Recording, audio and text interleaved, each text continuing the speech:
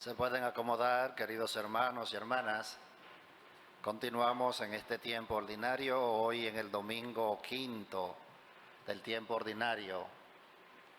Tenemos ya algunos domingos que hemos comenzado a leer como evangelio el discurso de Jesús en la montaña. El domingo pasado vimos la bienaventuranza y hoy vemos un poco ya el tema de cómo vivir el evangelio y qué nos corresponde a nosotros como bautizados. Y de ahí que aparece el elemento de que tenemos que ser sal y luz para los demás. Vamos a compartir brevemente la liturgia de la palabra y luego algunos minutos tomaré para algunas recomendaciones de cómo vivir la liturgia en la parroquia. Vamos a ver, este quinto domingo nos invita a la vocación esencial del cristiano. Es el tema de fondo, el eje transversal, la vocación del cristiano, cómo debemos ser cristianos, cómo debemos vivir. Y las dos palabras que utiliza el Señor, utilizando el lenguaje de los que le escuchaban en ese momento y que conocían el valor de la sal y también el valor de la luz. Uno ahora, pues en este tiempo sabemos que no utilizamos tanto ya la sal, sí para dar sabor, pero no para conservar tanto los alimentos como se hacía en la antigüedad, que era uno de los puntos centrales que Jesús quería enseñarle a los discípulos y hoy a nosotros. No es solamente una imagen poética que utiliza el autor sagrado y que pone en boca de Jesús, sino que es una exigencia concreta del seguimiento a Jesucristo. ¿Qué debemos ser nosotros para los demás? A partir de ese encuentro que hemos comenzado con el sacramento del bautismo. Siempre el punto de partida para nosotros es el sacramento del bautismo que nos hace hijos de Dios, herederos de su gracia, pero también tenemos que cumplir unos mandamientos que nos pide Dios. Los mandamientos están ahí y lo conocemos. Por eso, la fe, queridos hermanos y hermanas, no puede solamente reducirse a una experiencia íntima y a una práctica ritual aislada, que es importante, es determinante porque lo primero es su encuentro personal. Lo primero que cada creyente, además de recibir el sacramento del bautismo, es tratar de tener un encuentro personal con el Señor. ¿Por qué? Porque es lo que marca la vida del creyente. Cuando tú te has encontrado con Dios, no solamente Dios es una teoría o lo que te han dicho en catequesis o lo que te han dicho tus padres, sino que tú te has encontrado con Él.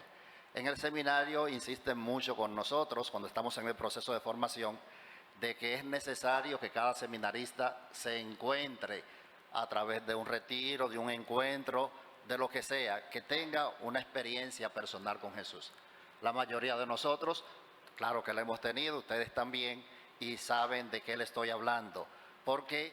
Porque ese encuentro íntimo, que es lo primero, y no nos podemos quedar ahí, está llamado a traducirse en una realidad que se hagan visibles las obras de Dios en la historia. Ahí entramos nosotros, a hacer presente y visible las obras de Dios en la historia. Y de eso nos habla tanto la primera lectura de Isaías que hemos escuchado, como también el Evangelio. En esa misma sintonía nos habla Isaías. Isaías denuncia con claridad un culto vacío. Había un culto en el pueblo de Israel y era muy autorreferencial. Los maestros de la ley, cuando predicaban la palabra, hacían referencia siempre a ellos. Y es en ese contexto que el profeta Isaías escribe el texto que hemos escuchado hoy. Estamos leyendo el tercer Isaías, capítulo 54 en adelante. Por eso hace referencia también que Dios no se complace en un ayuno puramente externo. Mientras preparaba esta homilía, esta madrugada, recordaba que ya venía pronto el tiempo de Cuaresma. El próximo miércoles, el miércoles 18, es Cuaresma y uno de los puntos que trabajamos siempre es el ayuno. Que el ayuno no sea externo, desligado de ¿qué? De la justicia y de la misericordia. Y a veces corremos el riesgo, principalmente en algunas espiritualidades dentro de la iglesia, de trabajar un cristianismo hacia adentro. Yo me siento bien, yo oro todos los días, yo participo de la vida de sacramento y luego no necesariamente se dé eso en la práctica, en tu familia, en el trabajo, en el día a día. De ahí que debe de darse esa relación de esa fe íntima, de eso en quien yo creo, también aplicarlo a la vida diaria. Por eso, el texto que hemos escuchado dice algunos elementos de cómo aplicarlo. Dice partir el pan con el hambriento, acoger al pobre, liberar al oprimido, no desentenderse del hermano. Jesús trabajó mucho eso y ya venía del Antiguo Testamento, recuerden la parábola del buen samaritano. Estar pendiente no solo de lo nuestro, sino también de aquellos que necesitan de nosotros. De ahí entonces termina el texto de Isaías diciendo que es una luz que no se apagará porque nace del amor concreto en la compasión hecha acción. Muchas veces uno puede compadecerse del que necesita, pero hay que dar el siguiente paso. Ayudar a ese que necesita, dar un poco más que solamente la compasión. Es una tentación que siempre tenemos de saber lo que el otro necesita, pero no siempre estamos dispuestos a dar de lo que tenemos. Allí donde se practica la misericordia, Dios mismo se hace visible. Y esa visibilidad se hace a través de nosotros. La visibilidad de Dios en tu familia, en la comunidad, en el trabajo, se hace presente a través de nosotros. La segunda lectura del apóstol San Pablo refuerza esta lógica evangélica al recordar a la comunidad que el anuncio del evangelio lo sostiene la sabiduría divina, no el conocimiento de Pablo. A Pablo lo vamos viendo durante el año en los 3 ciclos, casi todas las cartas, la segunda lectura son de Pablo. Muchos de ustedes han leído todas las cartas de Pablo y de seguro que Pablo vivió todo un proceso de conversión y así también Pablo fue actuando. Si uno estudia a Pablo, uno se da cuenta, la carta de Corintios no es de las primeras que él escribe.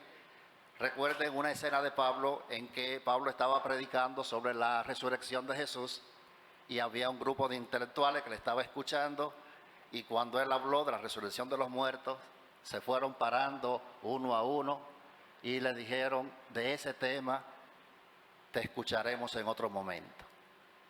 Entonces, Pablo en este texto, en esta carta del apóstol a los Corintios, ya una comunidad con muchas dificultades, pero Pablo ya había evolucionado un poco más. De entrada, él le presenta el tema. Él le dice, eso que vengo a anunciarle no está basado en mi conocimiento teológico y bíblico, no está basado en mi conocimiento filosófico, no está basado en mi experiencia solamente del conocimiento humano, sino lo que le estoy comunicando es sabiduría divina, lo que le estoy comunicando es palabra de Dios.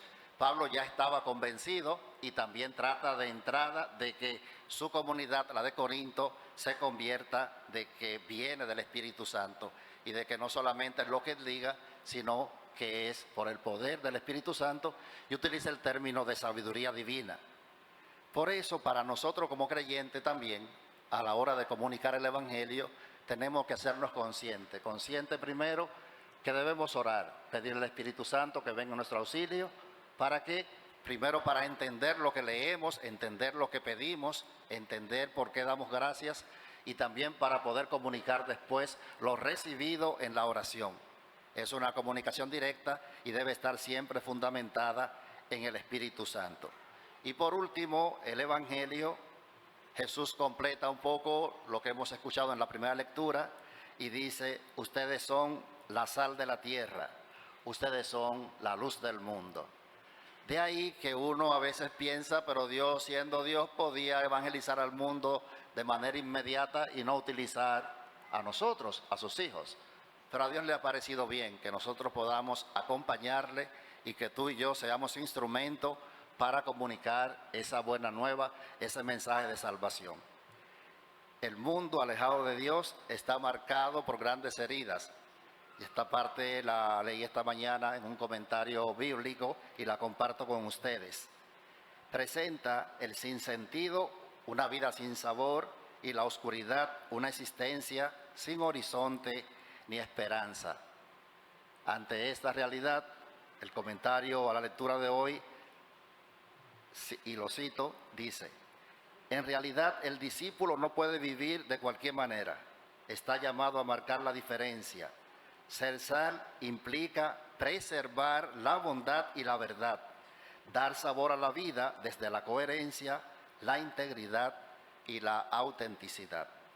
Continúa diciendo, ser luz significa no esconder la fe, sino reflejar a Cristo con obras que iluminen, orienten y generen esperanza.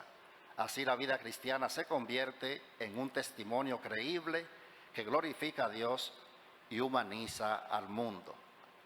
Por eso, queridos hermanos y hermanas, estamos llamados a ser testigos, a ser testimonio de lo que creemos. El mundo cree mucho más en lo que vamos haciendo que en lo que vamos diciendo. La gente cree más en el cura que vive lo que predica. La gente cree más en el laico, en la pareja de esposo, en el joven que vive lo que predica, porque estamos mucho más pendientes en esta época de la imagen de lo que hacemos, Y entonces esa es la invitación del día de hoy en la liturgia de la palabra, hacer sal para dar sabor, hacer luz en medio de tanta oscuridad. Que Dios nos conceda esa gracia, que así sea. Amén.